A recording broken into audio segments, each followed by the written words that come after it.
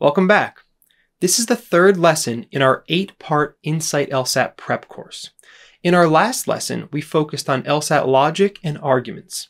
If you haven't seen that one already, I definitely recommend checking it out, because that's where we laid down the foundation that we'll be building on today. In this lesson, we're really getting down to business. Instead of discussing general skills, we'll be talking specifically about one of the two main sections of the test, logical reasoning, or LR for short. In the LR section, you'll have 35 minutes to answer 24 to 26 questions. Each question will consist of a short passage, usually 1 to 3 sentences, a question stem, which is where you'll find the actual question being asked, and then 5 answer choices, A through E. The purpose of the LR section is to test your ability to understand and think critically and logically about written information. After all, that's what you'll be doing in law school. Now, an important thing to know early on when it comes to LR is that the questions in this section can be categorized into types. Here is a list of all the types of questions you'll see on the LSAT logical reasoning section. There's structural analysis, sufficient assumption, flaw, strengthener, weakener, necessary assumption, parallel structure, inference, unexpected result, and apply the principle. You may see slightly different lists out there depending on which educational sources you're drawing from. The types are really there in the test, so any categorization scheme is going to have to capture these real patterns. That being said, some people choose to group questions in slightly different ways for different reasons. My categorization scheme is a very practical one. It's based on the strategies you'll need in order to answer questions. When there were choices to be made about how to organize things, I chose to group things together if they require you to use the same skills or strategies. This enables you to stay focused on improvement and not get bogged down in details. The fact that LR questions can be categorized into types is a really good thing for us because it gives us a straightforward path to improvement. I like to think of this path as involving 2 main phases. You start off in a controlled environment where you can learn which types there are, what each type is asking of you, and what the specific strategies are for dealing with questions of each type. You then practice questions by type, sticking with one at a time. You start with easier questions of that type and gradually move up in difficulty as you get better. Once you reach a certain level of proficiency, you can move on to the next type and do the same thing. Now, the questions on the LSAT will not be labeled by type, so in a second phase, you need to head out into the wild and learn to recognize a question's type without it being told to you. You also need to practice moving flexibly between questions of different types. This is what you'll be doing when you work on LR sections as wholes instead of drilling questions by type. So the basic idea is to have someone explain the question types to you and guide you through your practice before you move on to full LR sections. If you just jump right out there into the wild, taking full sections before you're ready, logical reasoning may eat you alive. In this video and the next 2, we'll focus mostly on the explanation part of things. I'll introduce the question types to you, and I'll give you the strategies. We'll also do a little practice together on some sample questions.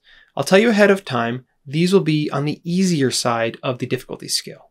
Our emphasis right now is just on understanding how these questions work and how to approach them. There will be plenty of time later to challenge yourself with more difficult material. Along those lines, I'll provide homework questions for you after we do our sample ones together, so that you can continue to practice on your own. These ones will feature a range of difficulty. Sometimes people refer to LR as the arguments section. This is a misnomer, and it's misleading. It's true that most questions in the LR section involve arguments, but not all of them do. Inference, unexpected result, and apply the principle questions generally don't have arguments. Among the others, I make a distinction between what I call front-end and back-end questions. This higher-level distinction refers to whether your strategies are mainly executed before or after reading the answer choices. In front-end questions, you read the passage and do considerable work before even reading the answer choices. Sometimes you can even predict the answer. For back-end questions, this won't be possible, and you'll have to read the answer choices before doing the bulk of the work. The difference between front-end and back-end questions is determined by the nature of the question being asked. This is something that will become a lot clearer to you once we go through the types in more detail. With that broad distinction on the table, I now want to introduce the general step-by-step approach that we will use for every LR question. Start practicing this from the very beginning in order to set down good habits. The first thing we do is read the question stem. This may sound a little surprising, but there's good reason for it. We don't want to read the passage until we know why we're reading it. The stem tells us what question type we're dealing with, and this enables us to read with purpose. Your reading will be a lot more active and focused if you've got your task in mind from the very beginning. Once you read the stem, take a mental note of the question type. This isn't something you'll be able to do at first, but once you're exposed to more questions, you'll learn how to identify a question type by reading the stem. On the Insight training platform, we have an entire module devoted to this skill. The trainer will show you stem after stem and ask you to identify the type. It's a surefire way of mastering this skill quickly. Next, read the passage. I often suggest that people read the passage twice, once quickly just to get a rough sense of what's going on, and then again to catch all the detail and follow the argument more closely. But reading styles are personal, so this isn't a hard and fast rule. Personally, I read in a sort of staggered way. I like to think of it as insisting on understanding. As soon as I feel a little lost, I back up a bit and reread. I keep doing this, 2 steps forward, 1 step back, 3 steps forward, 1 step back, until I get to the end. Now, the next step is to find the conclusion to the argument if there is an argument. Then, again, only if there is an argument, do a more thorough argument analysis. You found the conclusion, what reasons are being given in support of it? You can start to see now why it's important to know which question type you're dealing with before reading the passage, and why it's important to know which question types have arguments and which don't. If you're dealing with a question type that doesn't have arguments, you know to skip these previous 2 steps. But if you're expecting an argument where there isn't going to be one, you'll get confused and waste time. The next step is to execute the question type's main strategy if you're dealing with a front-end question. If you're not, you move on to the next step, giving a first pass to the answer choices. What do I mean by first pass? This is an important strategic point that many people don't realize, and I think that's a real shame because it's super powerful. When reading the answer choices, give each of them a quick and easy first pass before getting bogged down in details. Think of it as skimming just to get a sense of what's out there. Remember, just like other language on the LSAT, the answer choices can be quite complex. The mistake I see lots of people make is that they struggle through an answer choice, trying to understand it perfectly, and even to rule it out definitively before moving on. They rack their minds over the answer, spending all of this time and brain power, and then they get to a later answer and recognize it immediately as the right one. All of that work for nothing. Imagine that you're going to the store, and that you're allowed to buy only one new piece of clothing. Now, imagine that you go about doing this by asking the store clerk to bring you one item at a time in a private room. You examine it carefully and thoroughly. Try it on, consider its price, think about how it fits with the rest of your style and wardrobe, and then hand it back to the clerk. You do this over and over until you've fully evaluated each item in the store, and then you make your decision. Or, alternatively, imagine that you just casually stroll around the store to get a sense of what's available and to see if anything catches your eye. Maybe something jumps out to you and you know that you've just got to have it. You try it on just to be sure, make sure the price is good and that it fits with your wardrobe, and you buy it. Or, if it's not that easy, at least you'll narrow things down to a more manageable set of options, which you can then take a closer look at. This is how it is with answer choices. With your understanding of the question type and any associated strategies in mind, you want to give the answers a first pass to see if there are any that are obviously right or obviously wrong. And even if things aren't obvious, you can at least get a sense of the relative strength of the choices, so you know how to use your efforts efficiently. Okay, A and E look like contenders, B and C look pretty bad, and I'm not sure about D. Once you do your first pass, you should read the answer choices again with more detail, but the amount of effort you spend on each answer should be informed by your first pass. This is how you go about things intelligently and efficiently. Typically, answer choices across the test follow a standard spread of quality.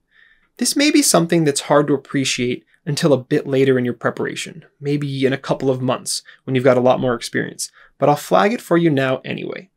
Generally speaking, among the 5 answers, you'll have, of course, one that is correct, but then you'll very commonly have one that is second best. Let's call this the challenger. Often, it will be quite similar to the correct answer, but have some small detail that makes it worse. On the other side of the spectrum, you'll also have 1 or 2 answer choices that are real junkers. answers that are pretty obviously wrong and can be knocked out quickly. Then the last one or two will be somewhere in the middle. The most important takeaway from this spread is probably the challenger. On your way to becoming a true master of logical reasoning, you can consider it a small victory or a benchmark if you can reliably narrow things down to two, where one of them is the correct answer. Even if you pick the wrong one, you reliably get yourself in a position where you've got a 50-50 shot. Also, there are certain advanced techniques for carefully comparing answers, but you will only realistically have time to employ these if you can narrow things down to a manageable two. It is during your second pass over the answer choices that you'll execute your main strategy if you're dealing with a back-end question. In any case, after you've done your second pass, you choose an answer. Often, it'll be helpful to go back to the passage when trying to make your final choice, but exactly how much of that will be useful is going to depend on the particulars of the question at hand. You'll get a feel for it and develop your own style over time. Our standard step-by-step approach is just a model. It gives you structure and purpose, but of course, like any other model, it can only take you so far. Make sure to write down this list and keep it by your side as you progress in your understanding of the LR section. Eventually, this will become second nature, but it's important in the beginning to explicitly follow these steps in order to lay down good habits. What we've talked about so far in this lesson applies to the LR section as a whole. Now, let's move on to our first group of question types, front-end questions. We'll handle back-end questions in Lesson 4, and questions without arguments in Lesson 5. As I mentioned before, front-end questions are ones where you do considerable work before reading the answer choices. This is because they ask the sort of questions that could actually, in principle, be fill-in-the-blank questions. Without getting ahead of ourselves too much, let's quickly compare two question types, flaw and weakener. Flaw is a front-end question type. Question stems will ask you to identify a flaw present in the argument. Notice how this is something you can do even before looking at the answer choices. The flaw is there, ready to be identified. Weakeners, on the other hand, are back-end questions. Question stems for that type ask you to pick an answer choice that, if true, would weaken the argument. But there are countless things that could weaken any argument, and you can't know which one the LSAT is going to throw at you. You have to read the answer choices first. When it comes to front-end questions then, we can often predict the answer, especially as we gain more experience. This is super helpful, because in our first pass of the answer choices, we don't need to think, I wonder if this could be a good answer choice. Instead, we can just think, I have an answer in mind. Is this what I'm looking for? If it's not, you simply put it to the side. No need to judge it as right or wrong for now. Just put it to the side. If it is the thing that you're looking for, well, congratulations.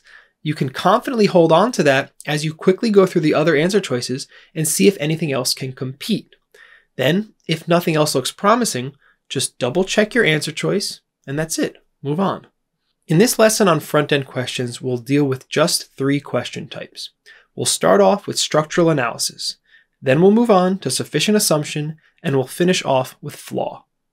In order to make things as simple as possible to understand, we'll follow the same format in dealing with each question type, both in this video and in lessons 4 and 5. To begin with, I'll introduce the question type and make some general comments. Then, I'll give you a list of other question types that you should make sure not to confuse this one with. I'll then tell you the frequency with which the question type appears on the LSAT, and I'll also give you some examples of stems that indicate the question type.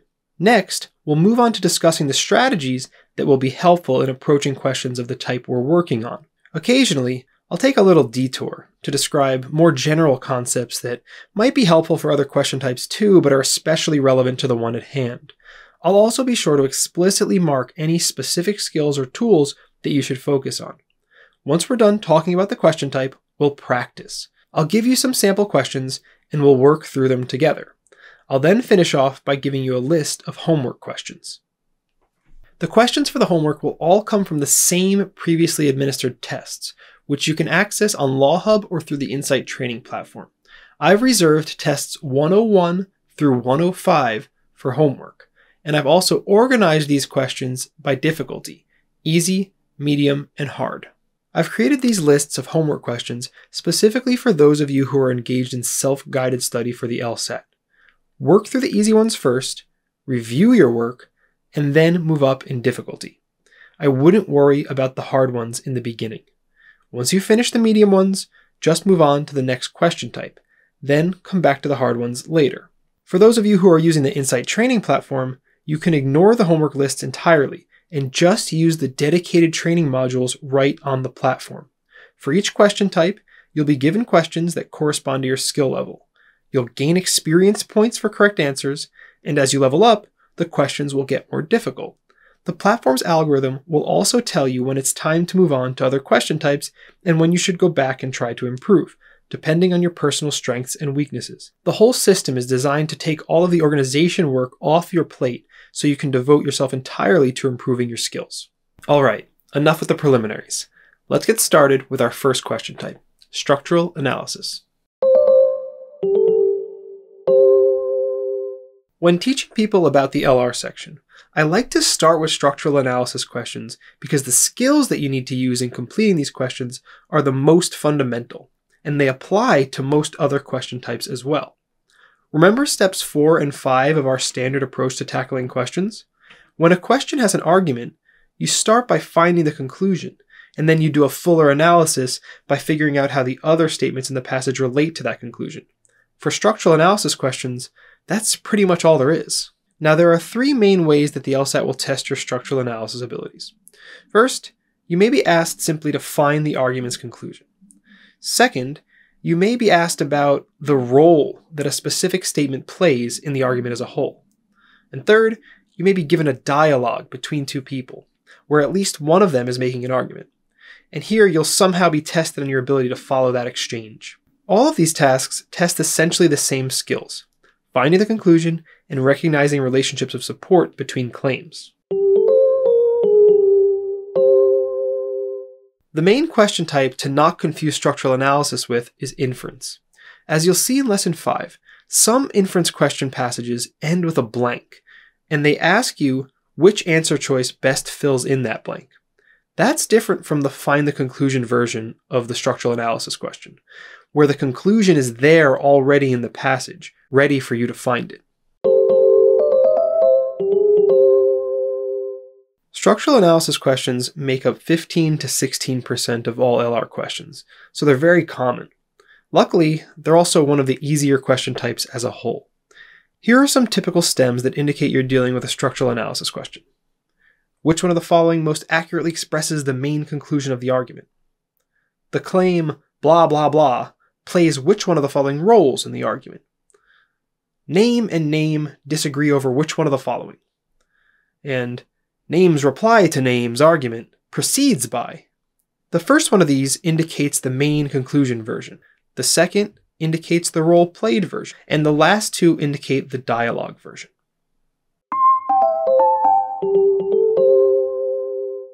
As I mentioned already, the main strategy with this question type is to just do a basic argument analysis. First, you find the conclusion. This is the most important step. And then, try to figure out how the rest of the argument supports that conclusion. Now, for the find the conclusion version of structural analysis, that's all there is to it. Just pick the answer that expresses the conclusion you've already found. For questions that ask you about the role a certain claim plays, the STEM will specify the claim to focus on. Make sure to home in on that when reading the passage. Do your regular structural analysis, finding the conclusion first no matter what. Then figure out the rest of the argument. But now focus on your target claim. Where does it figure into things? Answer that question yourself before moving on to the answer choices so you don't get tricked by them. The main roles to look out for are main conclusion, intermediate conclusion, support for or against one of the previous 2, and opposing view. Pick the answer that best describes the role you've already identified. When a structural analysis question features a dialogue, at least one of the speakers will be making an argument.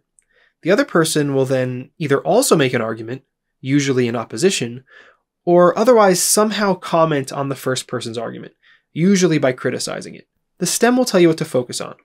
But again, the strategy is to find the main conclusion of any arguments being made, and then try to understand how everything else relates.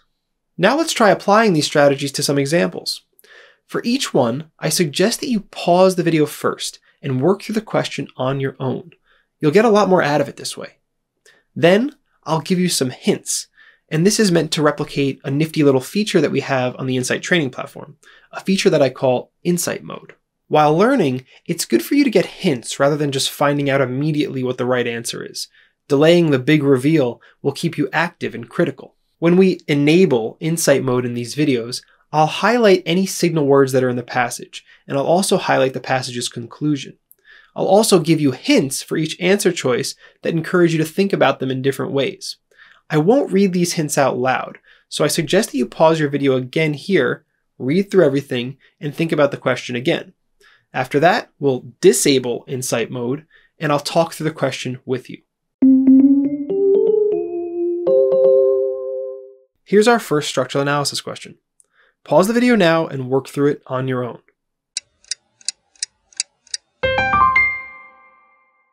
Okay, and enabling insight mode now. On our website, insight mode highlights the argument's conclusion as well as any signal words that are there, but I'll hold back on that here for structural analysis questions, since it would give things away. I'll still give you hints for each answer choice though. So pause your video again now, and think through things again with this new information on the table. Are you happy with your answer? Do you want to change it? I'll give you a moment to think about it. And we're back. Do you remember our first step from our step-by-step approach? We start with the stem. The claim that relatively few people donate money to charity plays which one of the following roles in the argument? We can tell that this is a structural analysis question because it asks about the role that a specific claim plays in the argument. Here, we are interested in the claim that relatively few people donate money to charity. We'll keep an eye out for that one as we read. Now, on to the passage. People's behavior is often inconsistent with their professed moral beliefs. Although many claim to believe that it is important to donate money to charity, relatively few actually give. Okay, so there's our target claim at the end, but let's just proceed with our regular analysis. What's the conclusion here? If you don't see it intuitively, the first thing to notice is that there are three claims in this argument. First, people's behavior is often inconsistent with their professed moral beliefs. Second, many people claim to believe that it is important to donate money to charity. And third, relatively few people actually give to charity.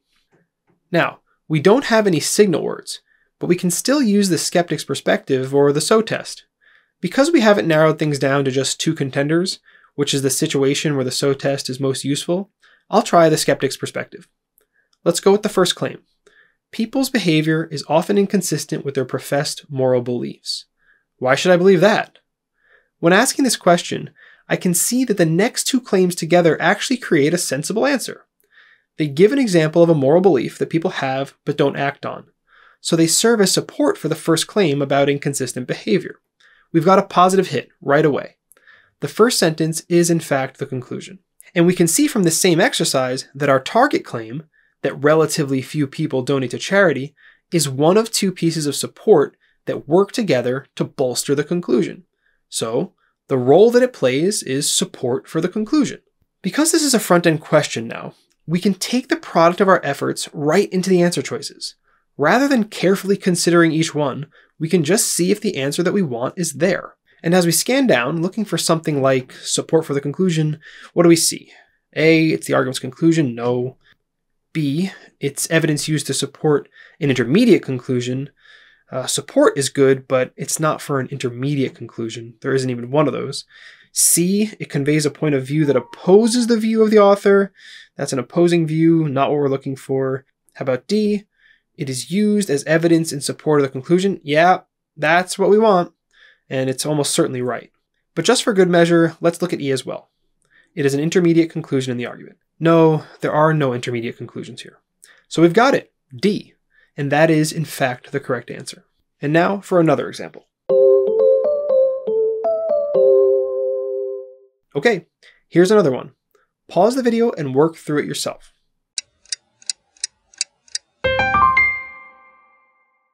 Okay, enabling insight mode now. Pause your video again and give it a second thought if you'd like. And we're back. Let's start with the stem.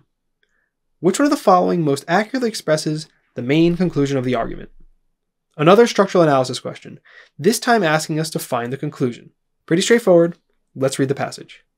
While it is true that in a recent poll, the majority of students at Birch College said that they purchase organic rather than conventionally grown vegetables, the results of that poll should not be taken to reflect the practices of the student population more broadly, since it was based on an unrepresentative sample. Birch College is one of the most expensive schools in the nation, and its students mainly come from wealthy families who can easily afford organic foods. For students who are on a more typical budget, however, these premium groceries are out of reach. Here we have a signal word, since. The way it is positioned in the sentence, it looks like the claim afterward is being given as support for the claim before it. And yes, that seems to check out. If a poll is based on an unrepresentative sample, that's certainly a reason to think that the poll's results won't reflect the views of a broader population. But what about the rest of the passage? We still have to account for that. Let's look at the next sentence. Birch College is one of the most expensive schools in the nation, and its students mainly come from wealthy families who can easily afford organic foods. Okay, two claims. One about the cost of the school, and then a second about the students' families. Those ideas seem to be unpacking the notion that the sample is unrepresentative. Not everyone is wealthy after all. And then that last sentence really drives it home, saying that for students who are on a more typical budget, organic food is out of reach.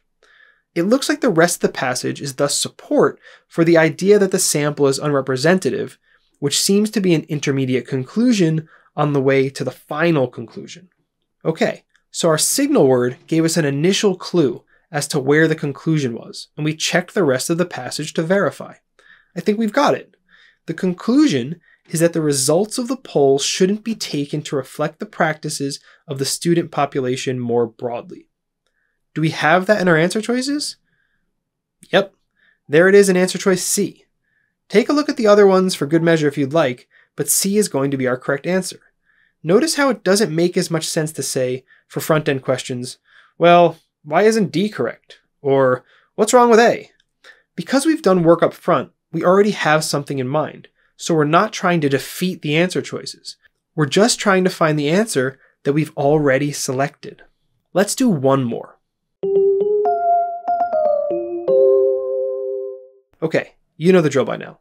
Pause your video and try it on your own. And Insight mode enabled now. And we're back. Let's begin with the stem. The dialogue provides the most support for the claim that Maggie and Darlene disagree over which one of the following. Okay, one of the dialogue-based structural analysis questions. Have no fear, we can handle this. Let's read the passage. We start with Maggie. Unlike in the past, today's technologies allow people to carry on long-lasting relationships with others over the internet without ever meeting them in person. This is unfortunate. Without a strong foundation in shared experiences, a relationship between two people can never be more than a casual acquaintance. Okay, we can already see that Maggie's got an argument. She combines the first idea about what today's technologies facilitate with the last idea that these relationships aren't based in shared experiences and thus can never be more than casual acquaintances, and she concludes from all of this that the current state of things is unfortunate. If you thought that maybe the last sentence was the conclusion, try running the SO test. Okay, let's move on though. So Maggie says all that stuff. Now, Darlene's response. Even if the types of experience differ from those of earlier generations, it is still possible to have shared experiences online. Nowadays, people meet via video conference to discuss mutual interests, and some activities like book clubs can even occur without in-person contact. Also, modern video games are often multiplayer, allowing players to compete or cooperate in virtual worlds. Alright, so Darlene has an argument as well. The conclusion is that it's possible to have shared experiences online, and we can see that because the rest of her statements revolve around it. The first part is just giving a little qualification, and the parts after are examples of shared experiences online. Okay, so when you're dealing with a disagreement question like this, you have to locate something that both speakers have somehow addressed. It may not be explicit for one of them. It may be implied, but they both have to address it somehow. Now, Darlene only really picks up on part of what Maggie is saying. She doesn't just go along with the story and then disagree at the end. saying that actually it's a good thing that people can only form casual acquaintances. We can tell that she disagrees with Maggie, but how precisely does she do that? The key seems to be about the shared experiences. That's what her whole argument is about, after all. Does Maggie mention those? Yes. She's assuming that people can't have shared experiences online, which is why she says, without a strong foundation in shared experiences. Obviously, she's talking about relationships that are held over today's technologies when she says that. So Darlene thinks that people can have shared experiences online, while Maggie does not. That's what they disagree over. Is it in the answer choices? Yep, answer choice B. On the test, I'd just choose that one and move on. But to drive home this point about both people mentioning it, I'll talk through the other ones as well. For A, Maggie certainly thinks this, but Darlene doesn't say anything about what deep personal relationships require. She's just talking about having experiences together. For C, Maggie seems to think this, but Darlene doesn't comment on it. For all we know, she could agree with Maggie. Her point is just that you can have shared experiences online. But maybe she thinks that the relationships you form there will never be as valuable as in-person ones. Or maybe she doesn't. We just don't know her views on that topic. For D, again, Darlene doesn't really comment on relationships. I guess if we make the jump from meeting to discuss mutual interests or cooperating and competing over games, and we call that relationships, I guess we could entertain this answer a little bit more. The problem is that Maggie and Darlene would probably agree about this answer choice anyway, so that's not good. And E, that one's a real junker. Maggie mentions long-lasting relationships, but Darlene doesn't say anything about how long a relationship will last. B is the best answer by far.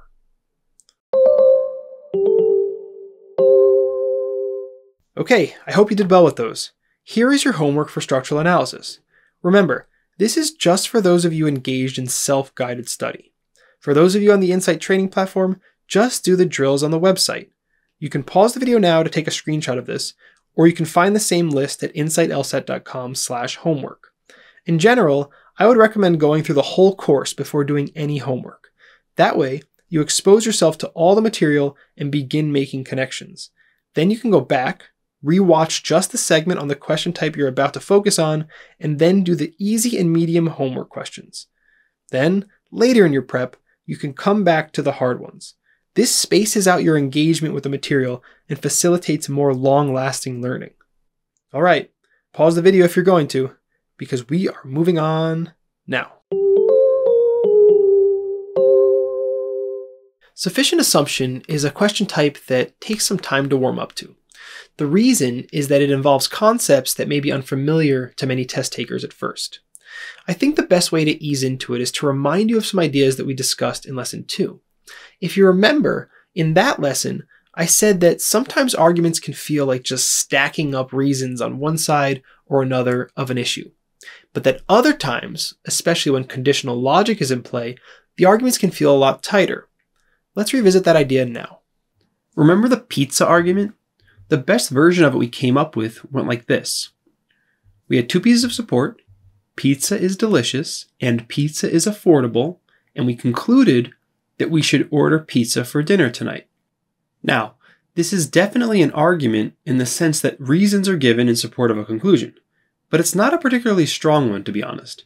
Imagine if I were an opponent and I just said, pizza is unhealthy, and I had pizza yesterday, therefore we should not order pizza for dinner tonight.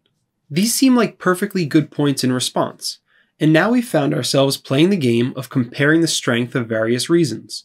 But imagine instead that we were able to add a third piece of support to our original argument. Pizza is delicious, and pizza is affordable, and if a food is both delicious and affordable, you should definitely order it for dinner. Therefore, we should order pizza for dinner tonight. Now, to be perfectly frank, this is a stupid argument. The third piece of support that I gave expresses an obviously problematic and false statement. Nobody actually believes that a food being delicious and affordable is enough to make it the case that you should definitely order it for dinner tonight. Plus, if that were true, you'd actually have to order every food that is both delicious and affordable, and that would be chaos. So this is a sense in which this argument is really, really bad. However, I want you to put aside those sorts of judgments for now and think structurally instead. even though that third piece of support is obviously false, what if it were somehow true? What would you think of the argument then? It would actually be extremely strong.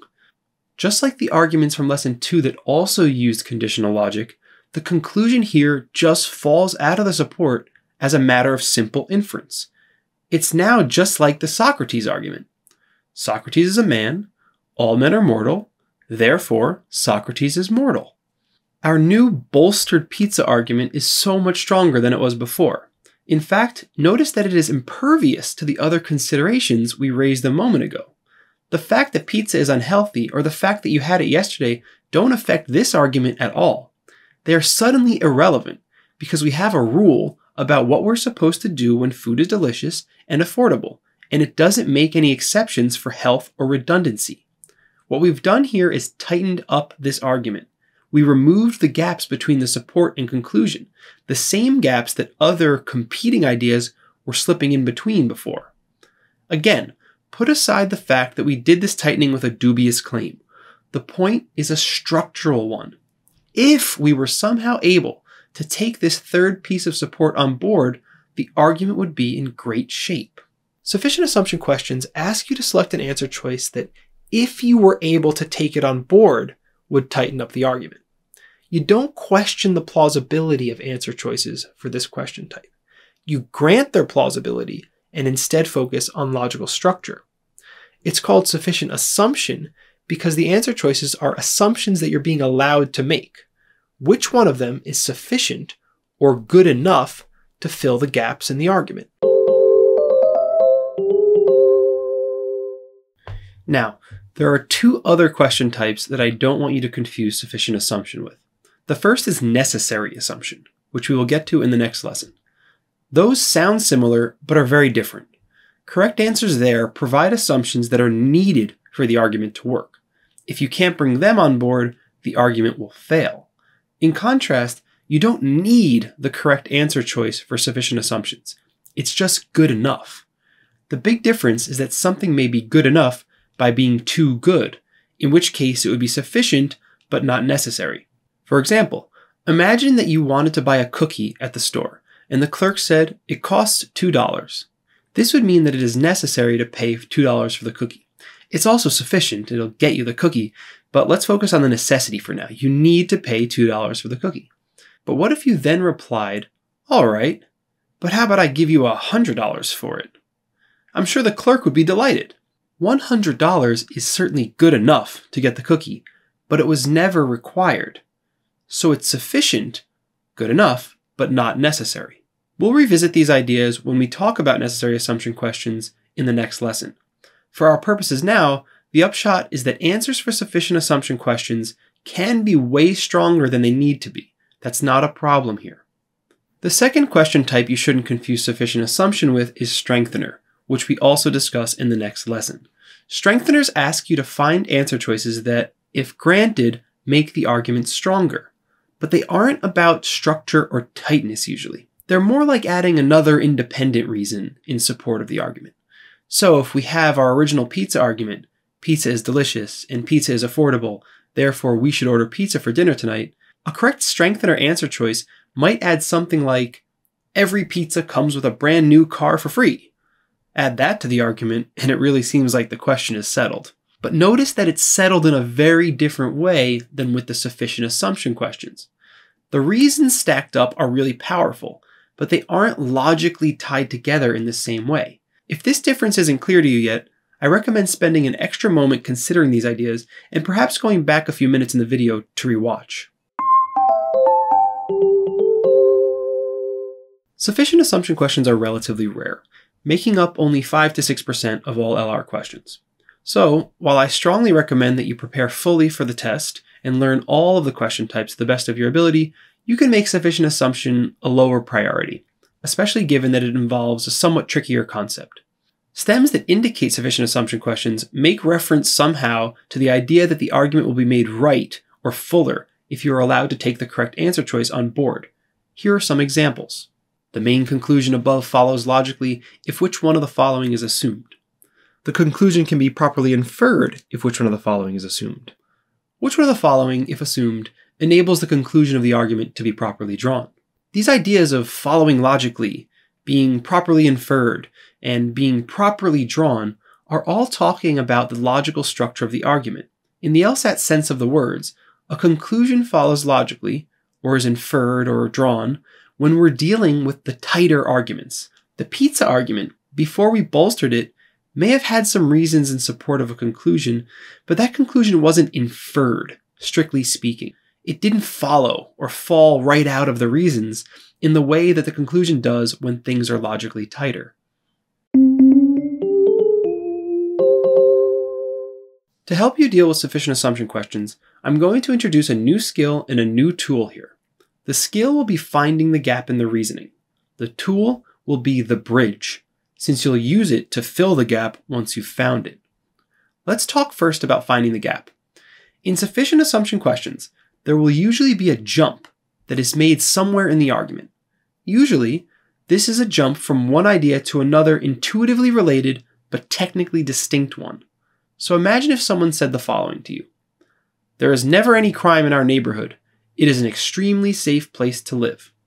Now, this sounds fine, but crime and safety are two different ideas. We can tell this because they can come apart. Some places have no crime at all, but are still not safe. Think about what it would be like to live on the edge of an active volcano. So there's a gap in this reasoning between the idea of crime and the idea of safety. Here's another simple example.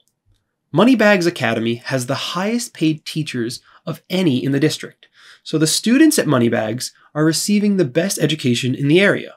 You have to make the leap from having the highest paid teachers to offering the best education in order to go along with things here. Maybe it's a plausible leap to make. Maybe it's not. I don't know. My point is just that they are conceptually different things. There's a gap. We want to keep an eye out for gaps in reasoning when it comes to sufficient assumption questions. That's our main front-end strategy. Once we find the gaps, we can use the bridge to fill them. The correct answer in a sufficient assumption will bridge the gap by making a connection between the concept on the one side and the concept on the other. So in the first one, if we had an answer choice that said, any neighborhood that never has any crime qualifies as extremely safe, and we could take that on board for our argument, we would bridge the gap. For the second, if we had an answer choice that said, having the highest paid teachers guarantees that students receive the best education, then we would again bridge the gap. Notice that the bridge has to touch both sides of the gap, meaning that it has to make reference to the concepts on both sides. That's how it links them and serves as a bridge. This will become easier with practice. Let's try a couple of examples together. Here's the first one. Pause your video and give it a try. Okay, and now that we're done with structural analysis questions, I'll enable the full Insight mode with the conclusions and the signal words. I'll do that now. Notice that the word since is not a signal word here. It's about time rather than support. I'll give you a moment now to think things over again. And we're back. Let's start with the step. The argument's conclusion follows logically if which one of the following is assumed. Okay, a sufficient assumption question because it says that the conclusion will follow logically if we take one of the answer choices on board. Now, the passage. Despite what he says, the new congressman is not concerned with the views of his constituents. Since being elected 11 months ago, he has not held a single town hall meeting. This is a pretty simple passage. The first little bit doesn't really seem to matter all that much. But then we have the idea that the congressman isn't concerned with the views of his constituents. And we can see that that is the conclusion, because the next sentence is offered as a reason to believe it. Why should we believe that the congressman isn't concerned? Because he hasn't held any town hall meetings. Great. So where's the gap? Here, it's between the idea of concern and the idea of holding town hall meetings. It sure seems like a representative concerned with the views of their constituents would hold town hall meetings, but those aren't the same thing, and presumably they could come apart. Maybe there are other ways to gauge the support of your constituents. Or maybe the congressman has some legitimate reason for not holding the town hall meetings, but he's upset about this fact and he's still concerned. This gap between concern and the meetings needs to be bridged. By realizing this up front, We do our front-end work and prepare ourselves to tackle the answer choices intelligently and efficiently. In my first pass, I'm going to mostly ignore any answer choice that doesn't at least refer to both concepts that need bridging. Okay, I see concern and meetings in A. We'll just hold on to that one for now. In B, there's no mention of concerns, so that's not looking good. C has both ideas in it, good. D doesn't say anything about concern, and E doesn't say anything about concern. So really, I just need to consider A and C more carefully. A says that other people who were concerned held town hall meetings. If we take this on board, it would strengthen the argument, I suppose, since it shows that there has been a pattern of showing your concern by holding town hall meetings. But this answer choice is about other people. So that's not really going to tighten things up here, since we need something that refers to this person. C, on the other hand, says any representative who fails to hold at least one town hall meeting is not concerned with the views of their constituents. Well, that's really powerful. The congressman in our passage counts as a representative who fails to hold at least one town hall meeting. And this answer choice, if we can take it on board, therefore allows us to conclude that he's not concerned. So this is a great bridge, and indeed, it's the correct answer. Now, before we move on, notice that the answer choice is technically too strong. It's more than we need, since it refers to any representative, while our passage only refers to a congressperson, which is only one type of representative. And our passage actually only refers to one particular congressman. So C gives us a big sweeping claim that's much more than we really need. Nonetheless, a bridge that is too strong is still strong enough. It's fine to go overboard with sufficient assumption answers. Let's do another one. Here you go. Pause the video and try it yourself. And the full Insight mode enabled now. And we're back. We start with the stem. Which one of the following, if assumed, enables the argument's conclusion to be properly drawn? Very similar to last time. To be properly drawn is a matter of logical inference. Which one of the following will allow that, if assumed? Clearly a sufficient assumption question. On to the passage. A business venture can only be successful if its founding partners are able to resolve disagreements among themselves. And people are able to resolve disagreements among themselves only if they are honest with each other. Throughout the process of opening their new cafe, then, it is clear that Morrison and Jericho have been honest with each other. Okay, we've got a signal word here, then. It's one we haven't seen yet in this course, and it's a bit of a more subtle one, but it indicates a conclusion. Indeed, this last claim, that Morrison and Jericho have been honest with each other, does seem to be where things are all heading. But now, hopefully in reading this one, your conditional logic alarm started going off. Notice that the first two sentences have the word only. This passage is one of the examples I referred to last lesson, where it's full of conditional logic.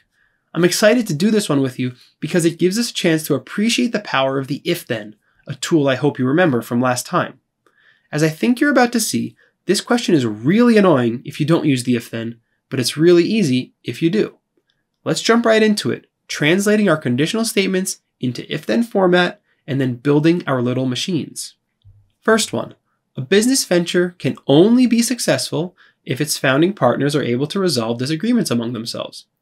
All right, so if founding partners are not able to resolve disagreements among themselves, then their business venture cannot be successful.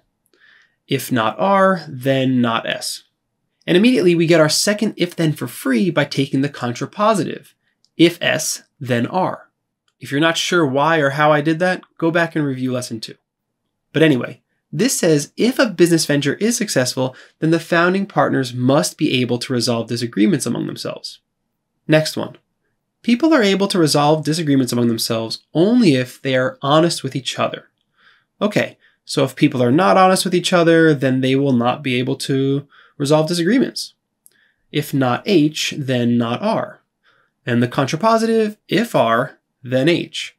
If people can resolve disagreements, then it must be that they're being honest with each other. Now here's the trickier part.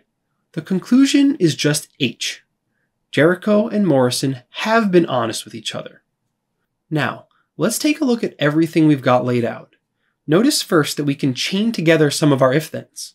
If S then R and if R then H can be linked together like this.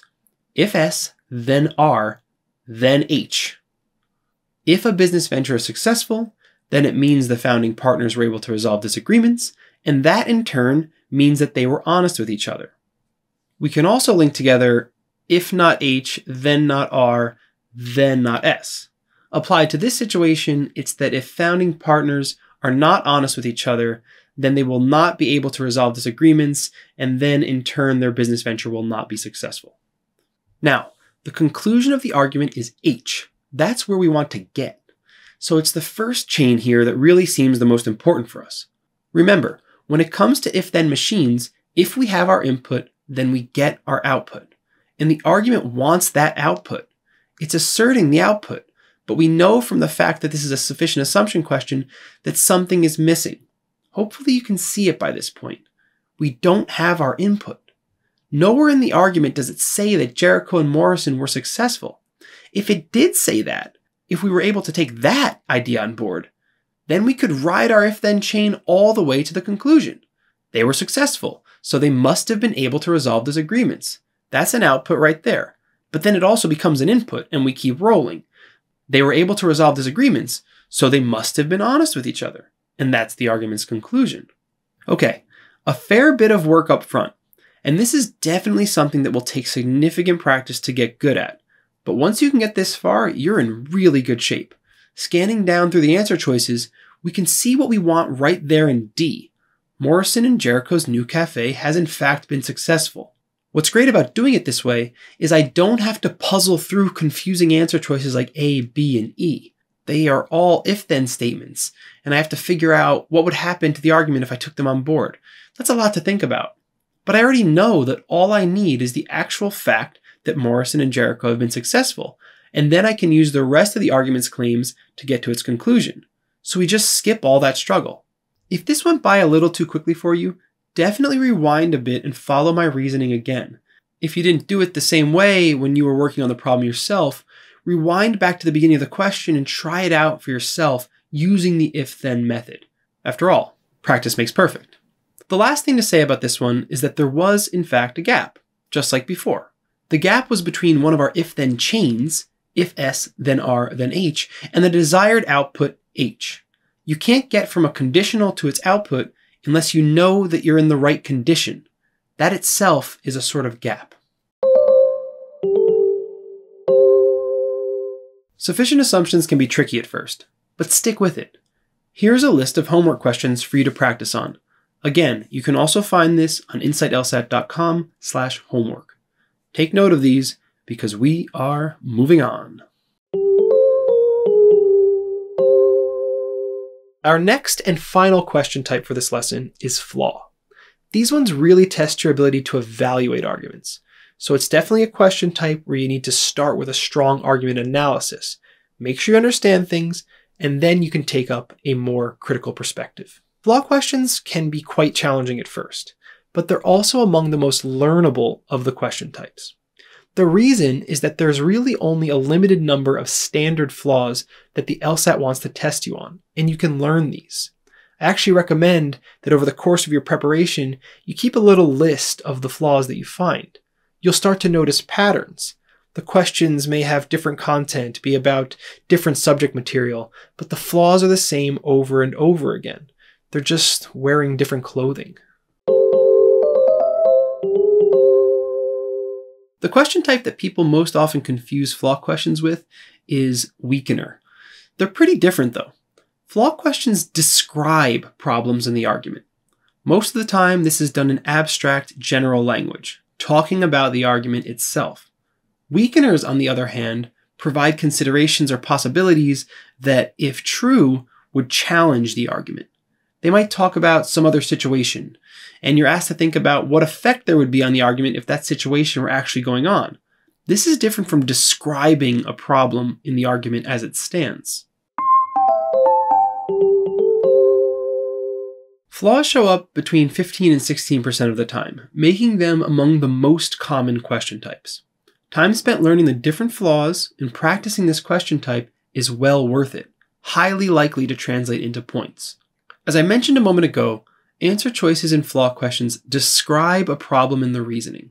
Sometimes this is done using general, abstract language, and sometimes it is done with direct reference to the content of the passage.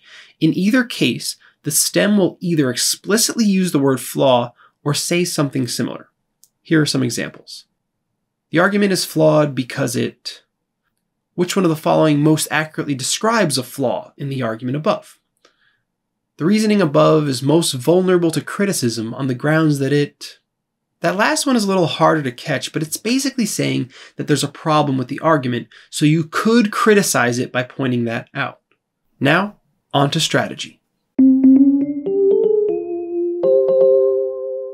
Our strategy for flaw is going to be a pure example of front-end work. Once you realize you're dealing with a flaw question, you'll do a good argument analysis. But then, you'll find the flaw on your own without looking to the answer choices. What's the problem here? Crucially, I want you to try to say it to yourself, and to do this as precisely as possible. Over time, you can get better and better at knowing some of the major options, and you can look out for them. But still, from the very beginning, try to put the problem you're sensing into words. Even jot down a note if you'd like. There's definitely something there. You know that from the question stem.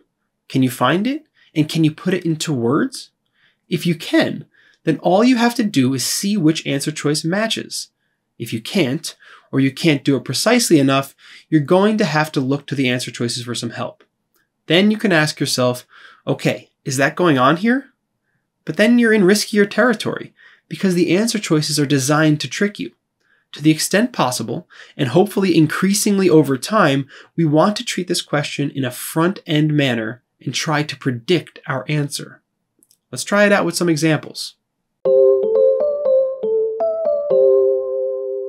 Here's our first sample flaw question. Pause your video and give it a try. And Insight mode enabled now. And we're back. Let's check out the stem. The argument is most vulnerable to criticism on the grounds that it... This stem treats the answer choices like fill in the blanks. But notice that it wants us to describe a flaw that could be used in a sharp criticism of the argument. Let's check out the passage now, knowing we are looking for a flaw. Most physicists are good at performing calculations in their heads. Therefore, people who have this ability must be attracted to the study of physics. Okay, short passage with a nice, clear signal word. The second claim is the conclusion. The first is the evidence given in support. What do you think of this argument? People who are already physicists are good at mental calculation. Does that mean that they came to the profession with that ability? No, it doesn't. We can reach this endpoint, being a good physicist who is good at something, from at least two different pathways. Either we could have the mental calculation skills already and be attracted to physics, or we could gain the mental calculation skills through the study of physics. As an analogy, imagine if it said, most physicists are good at physics. Therefore, people who are good at physics must be attracted to the study of physics. Obviously, you get good at physics by studying it. Maybe something similar is true of performing calculations in your head. What we have here is a version of a correlation and causation flaw. When two things are observed together, we can never be sure if that's because of a causal relationship between them or not. Take smoke and fire, for example. You always see smoke where you see fire. But that's because fire causes smoke. Now, for another example, take the fact that in summer, sales of sunscreen and sales of sunglasses both go up. Obviously, neither of these increases is causing the other, even if both always occur at the same time. It's just the summer weather and people's responses to it that are responsible for both. There's a correlation, but there's not causation between them. Here, we have physicists being good at mental calculation. The argument makes the mistake of thinking that the causal relationship goes from being good at mental calculation to being a physicist, but it could just as easily be the other way around. Or it could be a coincidence, a mere correlation. Mistakes of this sort are very commonly featured on the LSAT. Let's see if we can find an answer choice that addresses this crucial issue. Scanning down, A doesn't, B doesn't, C doesn't, D does. It uses the phrase "as a result of," which is causal language, so that's looking promising. And just for thoroughness, since I'm almost there, E, no mention of causation or correlation. Now, we just double check that D actually gives us what we need. Okay, the argument is most vulnerable to criticism on the grounds that it fails to consider that a person may become better at mental calculation as a result of studying physics. Yep, it definitely does that, because the evidence in the passage equally supports the conclusion in the passage and the conclusion given in answer choice D. And if it turns out that what's really going on is that people get better at mental calculation as a result of studying physics, then the conclusion in the passage wouldn't hold. Let's try another one. Okay, you know the drill. Pause and try it yourself. And Insight mode enabled now. And we're back, right to the stem. Which of the following points out a flaw committed in the argument? Clearly, this stem is asking us to find a flaw. Let's read the passage and do it. In the past few years, a particular glacier in Antarctica has increased in mass by nearly 6%. This occurrence clearly demonstrates that the scientists who believe in global warming are wrong. Okay, another short one, and I think the argument analysis is pretty clear. The glacier has increased in mass, and this is being used as support for the conclusion that the scientists who believe in global warming are wrong. If you're having trouble seeing that intuitively, I think this SO test will do the trick here. So what do you think of this one? It talks about a particular glacier. One glacier. And it has become a little bigger. And this is supposed to defeat the idea of global warming? Hopefully you can see that that's a real stretch. So since it seems obvious enough, let's practice something a little more challenging. Can you put this problem into words? Pause the video if you want to give this a try on your own. I'll give you a moment. Okay, I might say something like, this argument concludes more than it deserves to, or that the evidence isn't good enough to justify the conclusion. Let's see if that does the trick. A, the argument draws upon irrelevant evidence. I mean, that's sort of in the right direction, but it's not irrelevant. The size of glaciers certainly would seem relevant to the question of whether the Earth is warming. My problem was about the strength of the evidence, so I don't really like this one. B, no, it doesn't attack the scientists, it just says they are wrong, and it gives a reason, weak as that may be. C, cause and effect. No, unlike last time, that doesn't seem to be implicated here. D, the argument draws a conclusion that is too general given the evidence provided. Yeah, that could work.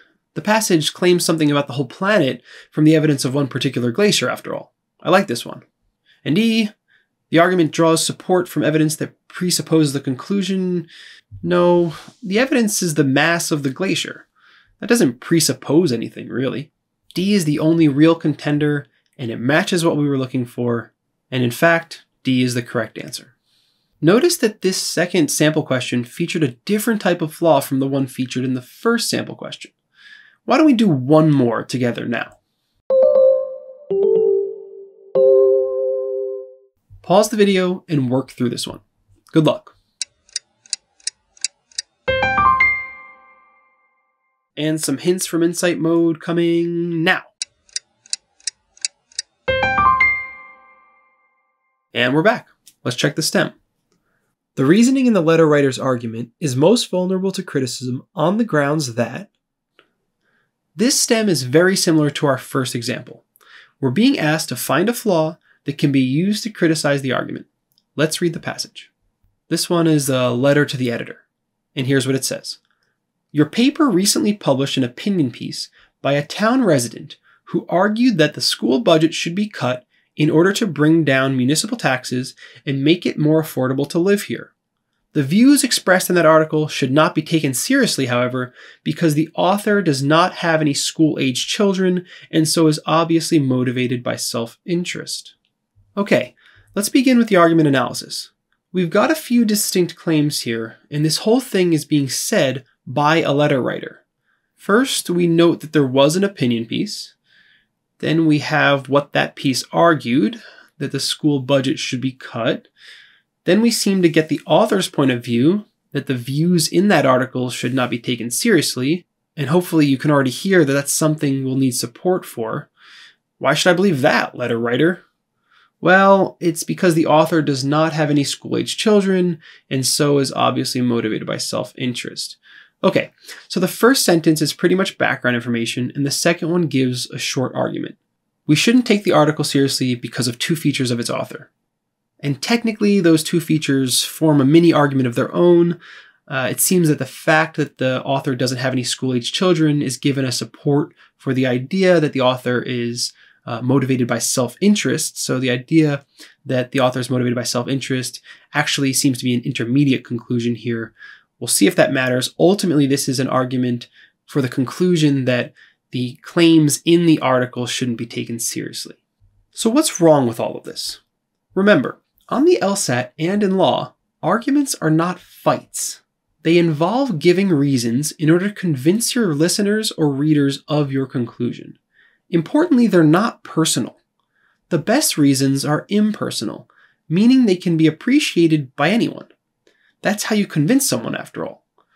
This argument is getting personal. The issue at hand is whether or not to cut the school budget, and the previously published opinion piece gives some reasons for why we should do that. This will bring down taxes and make it more affordable to live in the town. Now remember, we're not here to really judge those reasons right now. We just have to recognize that they are reasons. They count in favor of cutting the budget, whether or not that's the best thing to do overall. Now, when our letter writer responds, notice that they don't give the right kind of reasons. They attack the author directly using personal information. The problem here isn't just that that's mean. It's actually that it's a really weak way of arguing. If you go about things this way and you discredit a particular speaker, the problem is that you still leave the real issue unaddressed. So now, what if someone else just pops in, someone who does have school-age children, and gives the exact same reasons? We should cut the budget to lower taxes and make it more affordable to live here.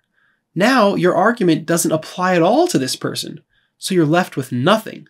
This is a huge problem, and it's one that you will see from time to time in the LSAT. You can't attack the person speaking. You have to focus on the substance of the issues.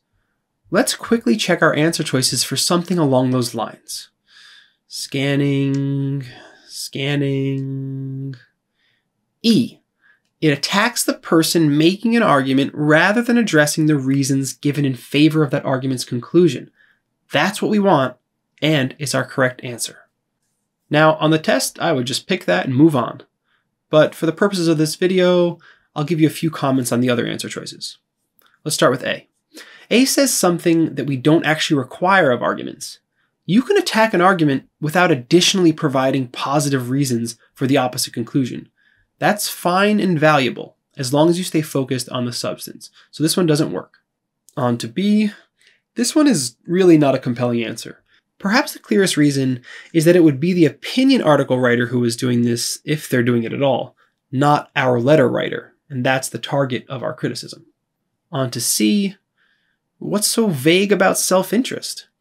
Sometimes vagueness is a problem on Flaw questions, but it's only when there are two reasonable interpretations that would have different effects on the conclusions drawn, and I don't really see that here with self-interest. And lastly, D. Maybe this one comes kind of close. Maybe we could consider this one the challenger. It's obviously worse than E, which gets at our issue directly. And to be more precise, even if we grant this, the idea of valuing public education is pretty weak.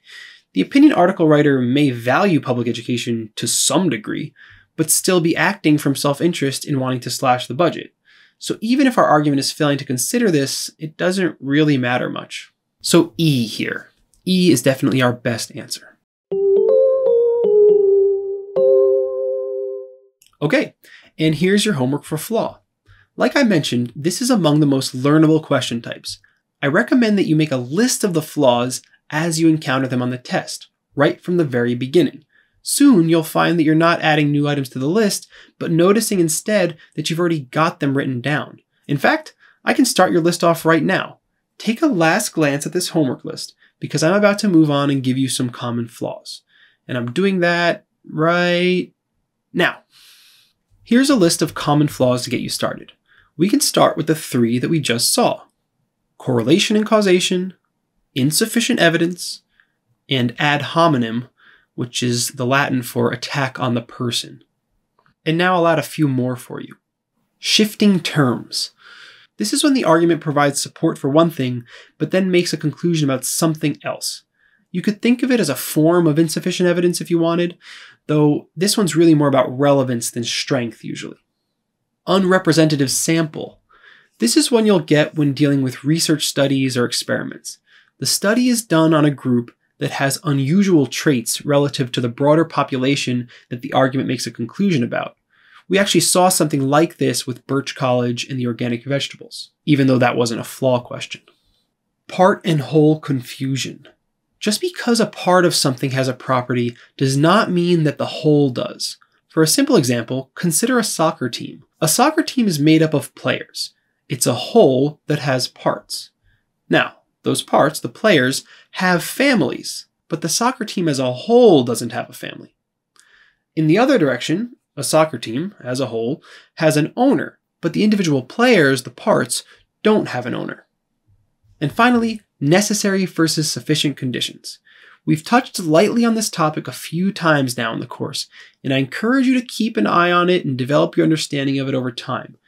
Basically, you can't confuse something's being good enough for it being required. Wheels are required for driving, but they're not good enough. $100 is good enough to buy a cookie, but it's not required. And there you have it. That's a strong start to your list. I encourage you to add to it yourself in the coming months. You'll find that flaw questions get easier and easier this way. All right, let's wrap up now with a summary and a preview of our next steps. In today's lesson, we began by discussing the logical reasoning section in general. It's a section designed to test your ability to understand and think critically and logically about short passages of written information. There are 10 types of questions asked in this section, and we can divide them broadly into front-end questions, back-end questions, and questions without arguments. However, in dealing with questions of all these types, we're going to be following a pretty standard step-by-step procedure, where there are just a few alterations depending on the type that you're dealing with. If you haven't already, you should write this step-by-step process down and keep it by your side. Step 1, read the stem. Step 2, take a mental note of the question type. Step 3, read the passage with your task in mind. Step 4, find the conclusion, if applicable. Step 5, do a more thorough argument analysis, if applicable. Step 6, execute any front-end strategies that apply. Step 7, give the answer choices a first pass. Step 8, give the answers a second pass. Step 9, execute any back-end strategies, if applicable. And step 10, choose your answer. In the remainder of the lesson, we went through the 3 front-end question types: structural analysis, sufficient assumption, and flaw. I gave you an overview of each type, mentioned some types you don't want to confuse it with, gave you the frequency and some sample stems, and discussed strategies. We then did some samples, and I gave homework for those of you on the self-guided track. Next time, we'll proceed in much the same way, though instead of front-end questions, we'll work on back-end questions.